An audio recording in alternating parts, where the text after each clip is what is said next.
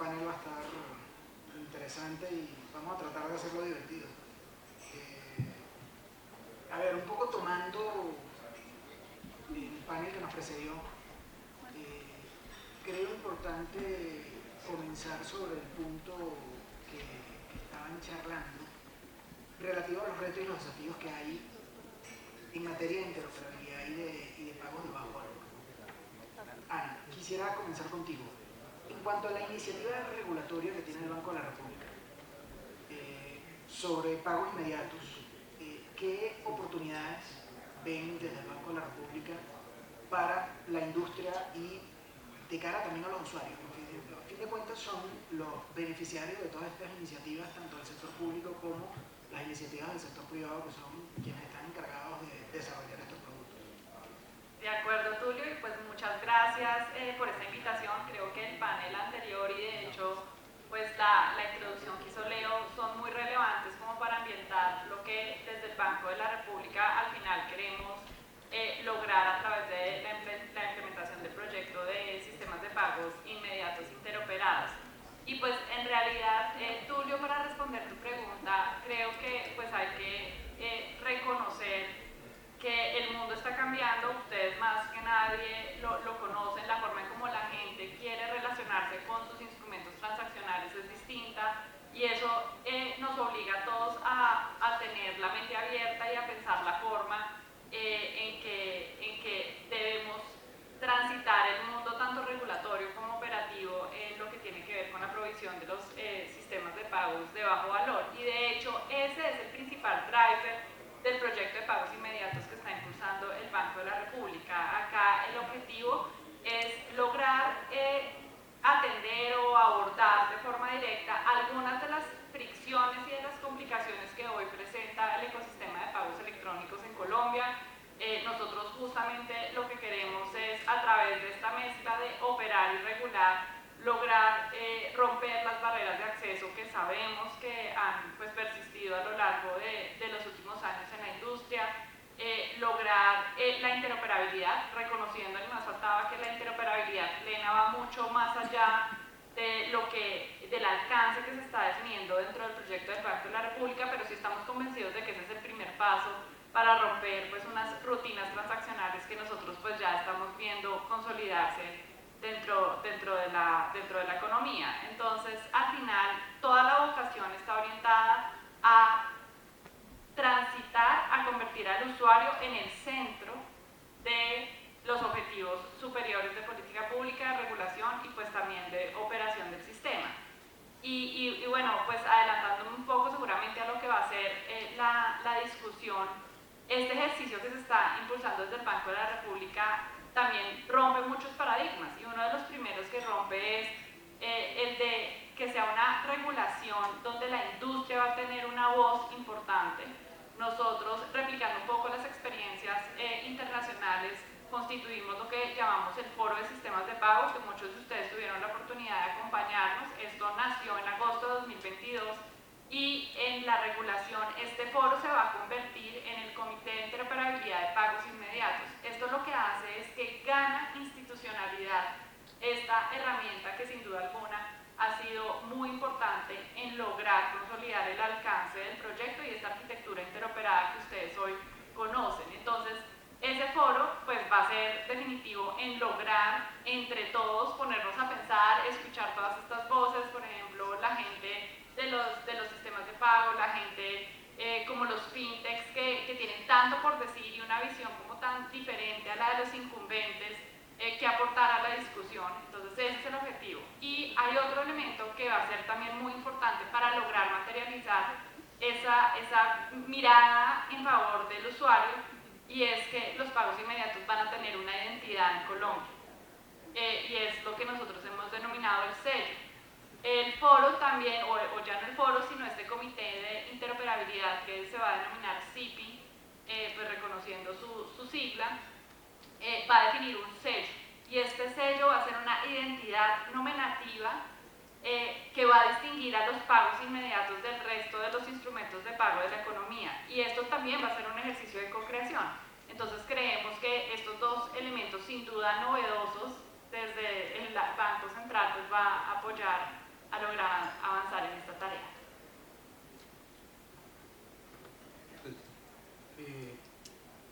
Tomando uno de los puntos que comentas, el enfoque hacia el usuario, y también tocando con lo que comentaban antes de, por ejemplo, las cifras hoy que tiene Colombia del uso del efectivo. Alexander, quisiera ir contigo en la siguiente pregunta, y es, ¿cómo ven desde la Superintendencia Financiera de Colombia, entendiendo que Colombia forma parte de la OCDE, hay unos retos, unos desafíos interesantes a cumplir en materia de inclusión financiera? ¿Cómo ven el aprovechamiento de la tecnología para este tema, para el tema de lograr una mayor inclusión financiera, en aspectos, por ejemplo, como el análisis de los datos de los consumidores y el impacto que esto pueda tener en la generación de nuevos productos, entendiendo todo lo que se está haciendo desde el Grupo de Innovación de la Superintendencia de la cual tú formas parte? Bueno, buenos días a todos. Bueno, desde la Superintendencia somos completamente conscientes que la tecnología o las nuevas tecnologías y sobre todo la posibilidad de hacer análisis más profundos y precisos de los datos nos va a permitir conocer con mayor detalle las necesidades reales que hoy tienen los consumidores financieros, entendiendo que los consumidores han ido cambiando, ya no estamos como con las personas que al tener su primer trabajo se casaban con una institución financiera y con ella llevaban adelante todos los productos, sino ahora estamos con diferentes perfiles que requieren necesidades o tienen necesidades muy distintas. Justamente este conocimiento preciso de las necesidades que se puede dar a partir del uso de nuevas tecnologías es lo que le va a permitir a los proveedores de servicios financieros diseñar productos y servicios que sean mucho más personalizados y que estén realmente pues ajustados a esas necesidades que hoy tienen estos consumidores. Ese diseño de producto más personalizado resulta en un diseño de producto más asertivo y por lo tanto es un diseño que reduce claramente, como se ha visto en diferentes jurisdicciones, los costos operativos a los que se ven enfrentados los proveedores de servicios financieros. El reducir los costos operativos va a tener un reflejo claro sobre las tarifas de los productos y servicios, con lo cual es un primer punto a partir del cual ese análisis profundo de datos nos puede ayudar en mejorar los índices de inclusión financiera al generar productos y servicios mucho más baratos. Adicional a eso, pues el análisis profundo de datos también nos está permitiendo entender como el ciclo de vida económico y los patrones transaccionales que pueden tener también las personas que actualmente hacen parte de los segmentos desatendidos por las entidades incumbentes. Digamos que estos nuevos modelos permiten reconocer en ellos ese ciclo de vida económico y por lo mismo permite que personas, por ejemplo, sin historial crediticio, aún así puedan obtener una calificación de riesgos que le dé para llegar a obtener un servicio o producto. Entonces, como podemos ver, desde la superintendencia vemos que las nuevas tecnologías solo traen realmente beneficios, es una cuestión de usarlas, por supuesto, con toda la seguridad, con transparencia, pero en cuanto a nuestras entidades vigiladas, pues siempre insistimos mucho en que gestionen adecuadamente los riesgos inherentes al uso de las nuevas tecnologías. La superintendencia de por sí se ha caracterizado por ser muy neutral tecnológicamente, fomenta que nuestras entidades vigiladas hagan uso de estas nuevas tecnologías. De por sí hay disposiciones que les dicen usen la tecnología que quieran y se hace incluso referencia a blockchain, inteligencia artificial, big data, entre otras. Y la única aclaración que se le hace a las vigiladas es gestionen adecuadamente los riesgos. Entonces, en ese sentido vemos que ese análisis profundo y preciso de datos puede contribuir a una mayor inclusión financiera en Colombia. Perfecto. Eric, desde la academia, tú lideras el think tank de la Universidad del Rosario, y tomando esto como base, ¿cómo están viendo, o si lo han visto, herramientas, por ejemplo, como el legal design, de cara a mejorar la experiencia del usuario que se enfrenta a nuevos productos financieros o a productos financieros que se están mejorando con la implementación de tecnologías innovadoras, pero entendiendo que estos productos, para lograr el objetivo de profundizar esa inclusión financiera, deben ir dirigidos dirigidos a una capa de usuarios que no necesariamente tienen un dominio de ciertos temas específicamente legales, como es el punto de la autorización para el manejo de datos personales, como es el entendimiento de cuáles son los límites a los cuales pueden ellos llegar con los productos que están usando. Desde el TIC-TAN han visto algo relacionado con iniciativas como Legal Design que puedan aportar para esto. Muchas gracias, Tulio, y muchísimas gracias a Coinbase por la invitación. En el tema del desarrollo del diseño legal o de Legal Design,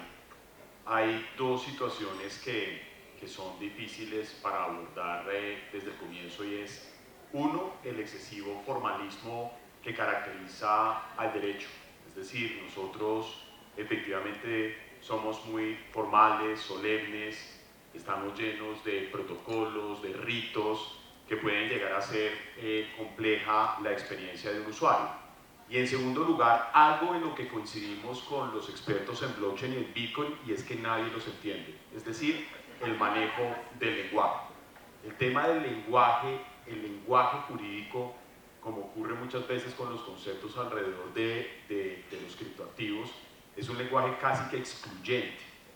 Bernstein, un filósofo alemán en el siglo XIX, decía que una de las formas de ganar estatus en la sociedad por parte de los abogados había sido desarrollar el lenguaje jurídico. Y yo estoy convencido de eso, también hoy en día es un estatus de los bitcoineros, ¿no? Que es, manejan el lenguaje técnico que nadie comprende, y por supuesto eso hace que muchas veces se aíslen de la sociedad.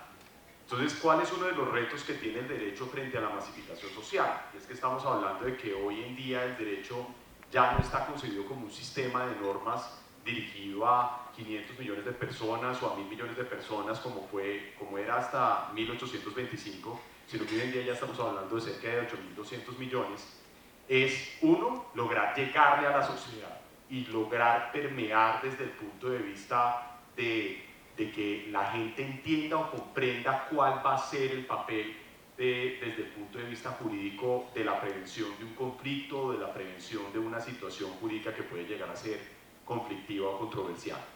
Y para eso, el Legal Design define diferentes, digámoslo así, metodologías. Una de las metodologías más importantes hoy en día es la del Legal Design Thinking, que aplica el Design Thinking a temas jurídicos para la creación de contratos, para la creación de minutas, para la creación de trámites. Y fíjate que allí, a partir de un ejercicio básico que es la empatía, identificar muy bien cuál es el contexto de un usuario, en segundo lugar, plantear cuál es el problema jurídico que tiene esa persona, en tercer lugar, definir un prototipo de solución jurídica, posteriormente definir ya lo que sería un testeo, una prueba de esa solución. Uno podría tener un principio de solución a muchos temas. A mí me encantaría que mi banco, que no voy a mencionar el banco, hubiera definido, por ejemplo, en mi contexto, que ellos conocían perfectamente mi contexto, que yo hoy tengo un hijo de 18 años que acaba de entrar a la universidad, y ellos que me han prestado para crédito de vehículo, crédito hipotecario, crédito para una segunda casa, me hubieran ofrecido hace apenas 6 meses, que seguramente lo necesitaba, un crédito educativo,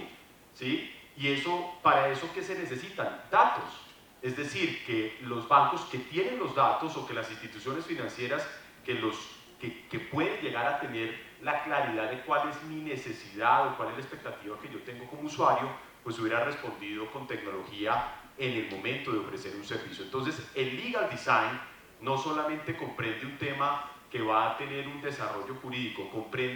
es un tema donde finalmente se va a maximizar la experiencia del usuario, entre otras cosas porque cuando uno se imagina Legal Design o Design Thinking o diseño en general, se imagina algo estético, algo que es bonito, algo que es agradable. Yo, por ejemplo, me imagino una lámpara muy bonita, pero realmente el Legal Design o el Design Thinking tiene que ver con la función,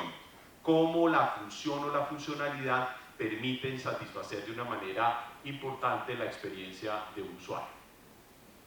Interesante perspectiva. Eso me lleva, Ana, a volver contigo. Hoy Colombia maneja cifras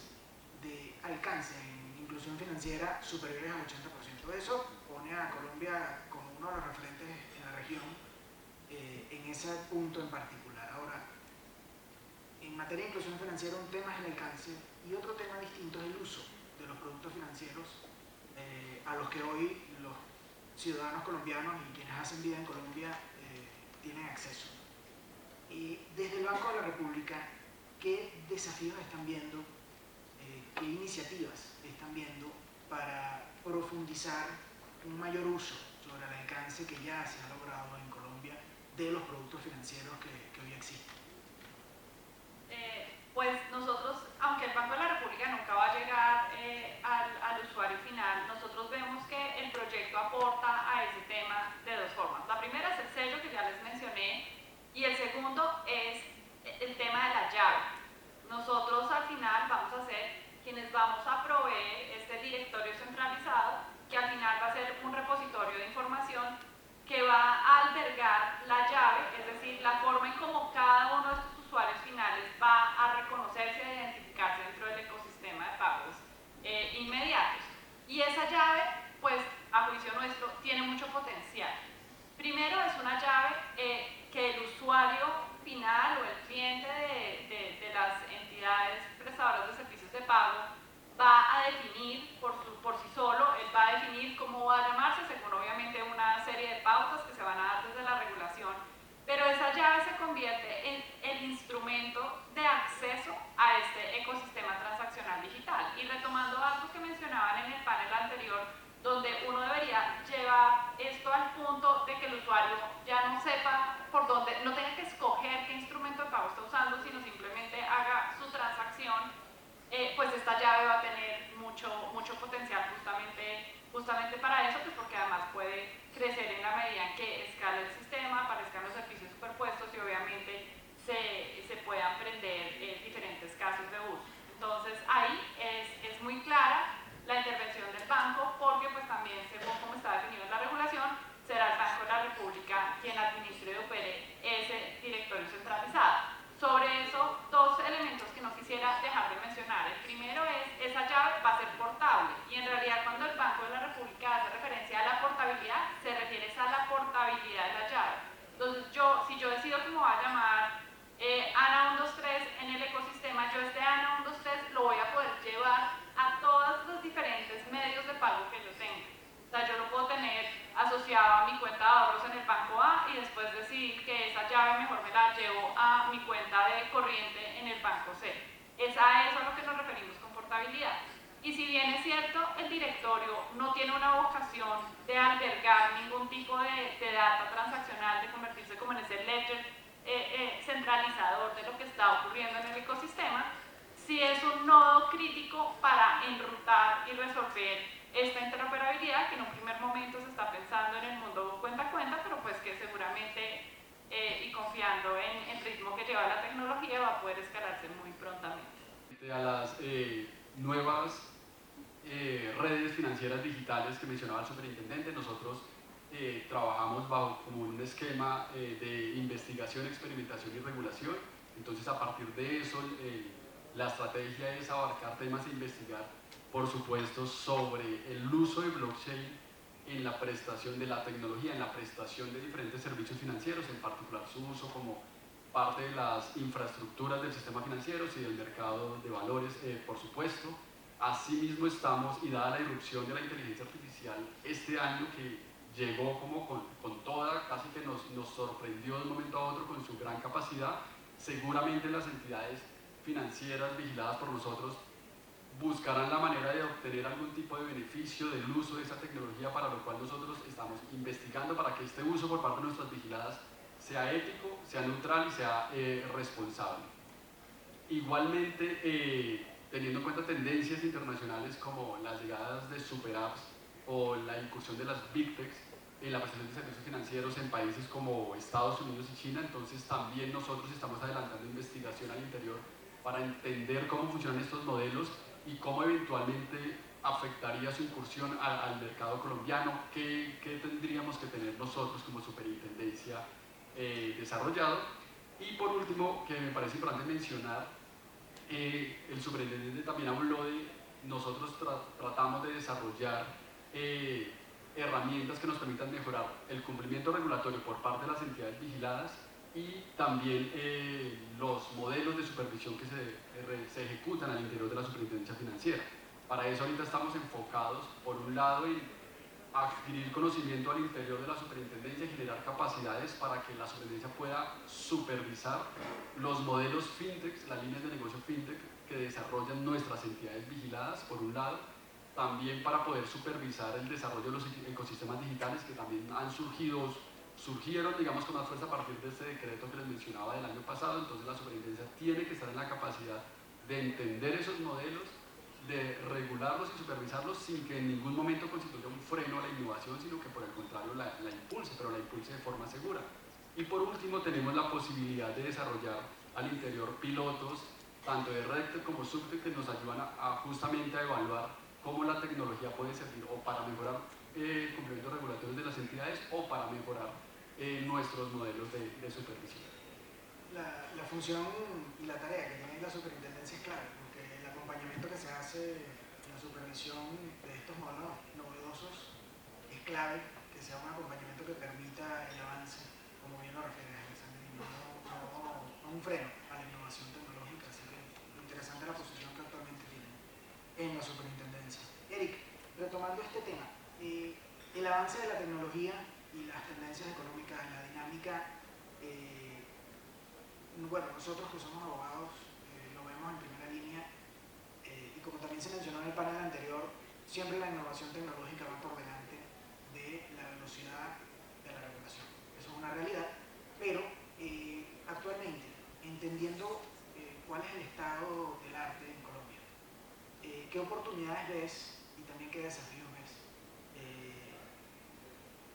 respecto de los reguladores y de los supervisores para dar respuesta a esta evolución de la dinámica, esta evolución de la creación de nuevos productos tecnológicos que está atada directamente a la necesidad de los usuarios de contar con nuevos productos financieros?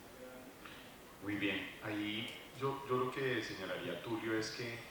en efecto cuando estamos enfrente de la actual situación económica que puede llegar a ser calificada como de cierta contracción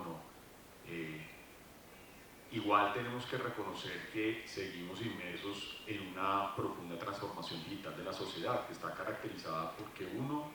buena parte de los clientes o de quienes se encuentran como consumidores en edades productivas son clientes digitales, quieren tener una experiencia digital en la provisión de diferentes servicios y productos. En segundo lugar, muy importante, el agilismo, que el agilismo no es un tema únicamente del desarrollo de software, sino el agilismo operacional es una característica de nuestra sociedad. Queremos tener las cosas rápido y bien. En tercer lugar, algo muy importante, la disrupción que significa el desarrollo de las tecnologías propias de la cuarta revolución industrial, entendiéndose obviamente como inteligencia artificial, big data, internet de las cosas, blockchain,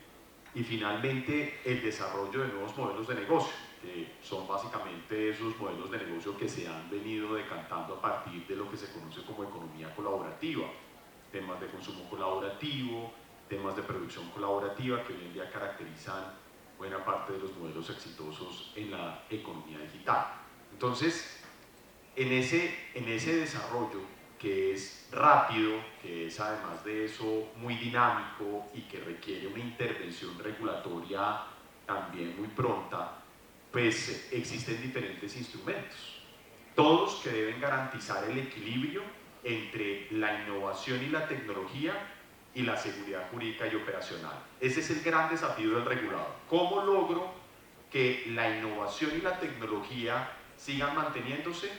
¿Y cómo logro que efectivamente la seguridad jurídica y operacional sean un desarrollo importante en nuestra sociedad? Lo primero que hay que decir es que hay que evitar los arbitrajes regulatorios. Es decir, el hecho de que, por ejemplo, una entidad financiera vigilada entregue crédito no puede significar que una fintech que entrega crédito tenga la misma carga regulatoria de un banco, porque son cosas distintas. Por ejemplo, una fintech que otorga crédito no capta dinero del público, con lo cual no podríamos emular las mismas condiciones desde el punto de vista regulatorio.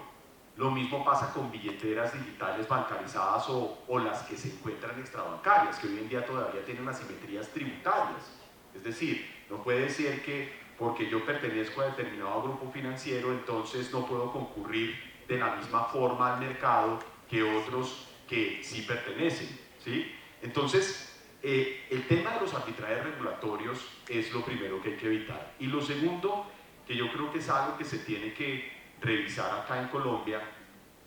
es que cuando estamos en torno al tema de innovación hay herramientas como los sandbox o las areneras que necesitamos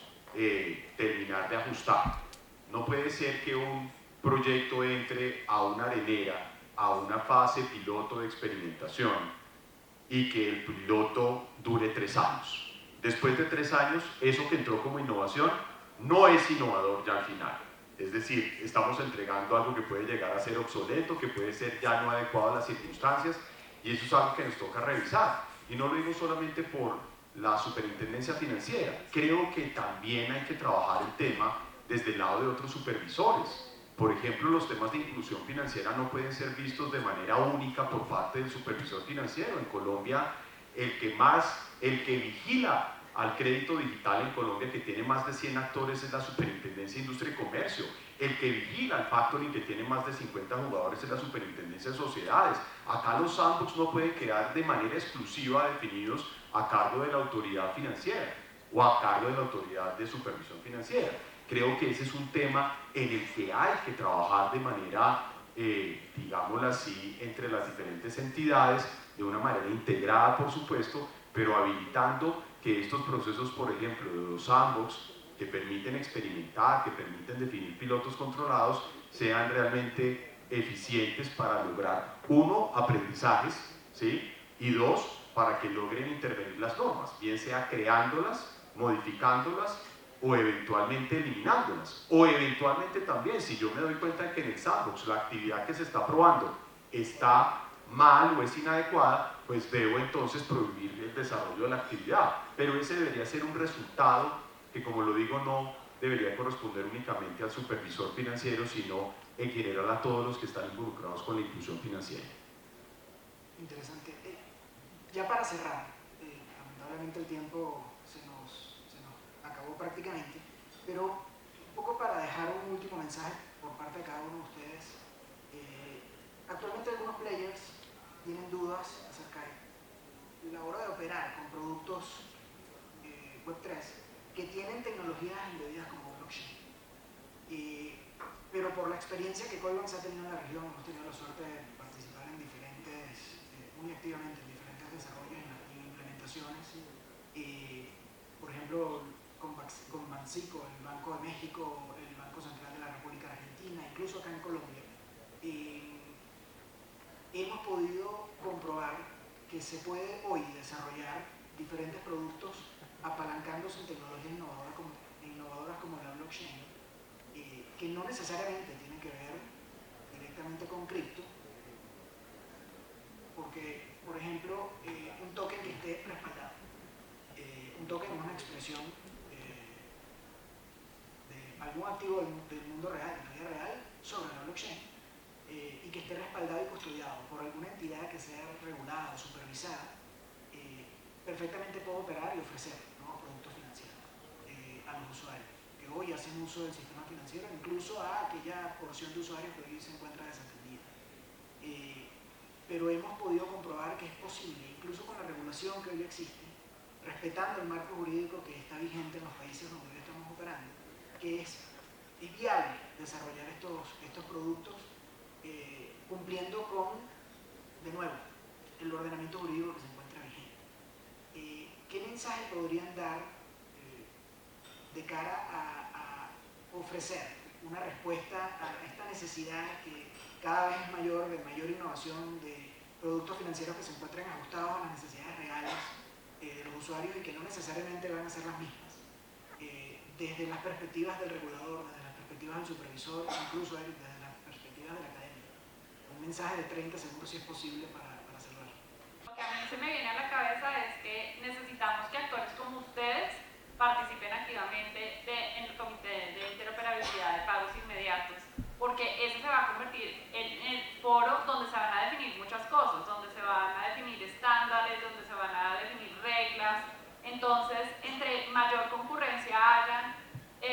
personas o de entidades como ustedes que están en la frontera de la innovación, pues más fácil va a ser acompasar la regulación a que pues verdaderamente atienda y se alinee con los incentivos que ustedes tienen desde el negocio y desde la operación. Porque el proyecto de pagos inmediatos está fundamentado en la expectativa de lograr la escalabilidad que uno ve en Brasil, en India, y eso se logra es a través de servicios superpuestos, de que proveedores disruptivos entren a utilizar toda esa infraestructura que está en el back.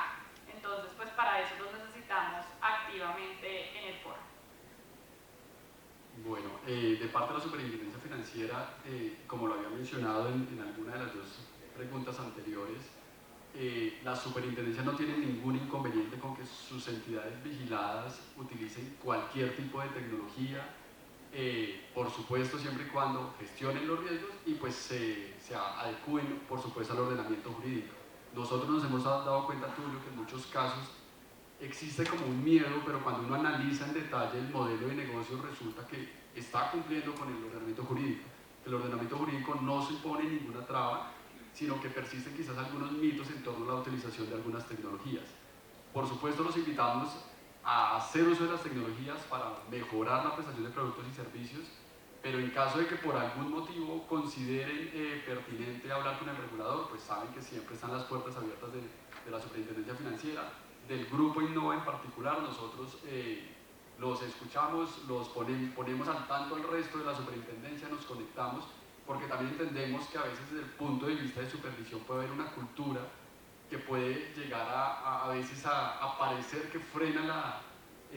las intenciones de innovación, pero no es así. Al interior de la Superintendencia también se está trabajando en ese cambio de cultura y entender que el uso de nuevas tecnologías no está prohibido por el hecho de que sean nuevas tecnologías, por el contrario, si se optimiza la prestación de un servicio, pues bienvenidos. Entonces el mensaje es también acérquense a nosotros cada vez que lo necesiten. Yo resaltaría que ahí lo importante es no regular la tecnología, sino regular algunos casos de uso. Es decir, la tecnología es tanto como si quisiéramos regular Internet, ¿no? O sea, lo que hay que regular es algunos casos de uso. Y el problema en el que estamos metidos es que, como hace algunos años se consideró que todo lo que tuviera que ver con temas derivados de criptomonedas era un activo digital, entonces queda como un poco en la cabeza de muchas personas que todo lo que se derive de blockchain son activos digitales que deben ser regulados por intervención, digamos, de autoridades financieras, y ese creo yo que es un defecto. Ahí el llamado es lograr que en la regulación que se desarrolle a partir del tema cripto se distingan muy bien las diferentes especies de activos digitales que existen, que se puedan definir muy bien. Es muy distinto un smart contract